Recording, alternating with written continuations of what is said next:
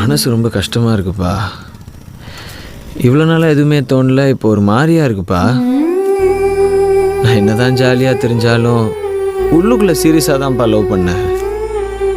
இந்த மைனர் மேஜர்லாம் கல்யாணத்துக்கு மட்டும்தான், கலட்டி விடுறதுக்கு இல்லை போல். அப்பா பேச்சை மீற முடியான்னு தெரிஞ்சா அப்புறம் ஏன்பா இந்த பொண்ணுங்கள்லாம் பார்க்குறாங்க பேசுகிறாங்க. ஆரம்பத்திலே பேசாமல் போயிருந்தா நாங்கள் அடுத்த பிள்ளையை பார்த்துட்டு போயிட்டே இருந்திருப்போம்ல. எதுக்கு இந்த அவஸ்தையெல்லாம்? எனக்கு எதுவுமே கொடுத்து வைக்கலப்பா. ஆசைப்பட்டு ஒரு பிள்ளையை லவ் பண்ணேன், இப்போ அதுவும் இல்லைன்னு ஆயிடுச்சு. இந்த கோடி பைய அவனுக்கு ஒரு ஆள் கிடச்சோன்னு விட்டு போயிட்டானப்பா. எனக்கு பிடிச்ச எதுவுமே என் கூட இருக்காதுன்னா இன்னையிலேருந்து ஒன்று எனக்கு பிடிக்காதுப்பா. இந்த லவ் ஃபெயிலியரான பசங்கள்லாம் பார்க்கும்போது எல்லாருக்கும் கிண்டலாக இருக்கும்.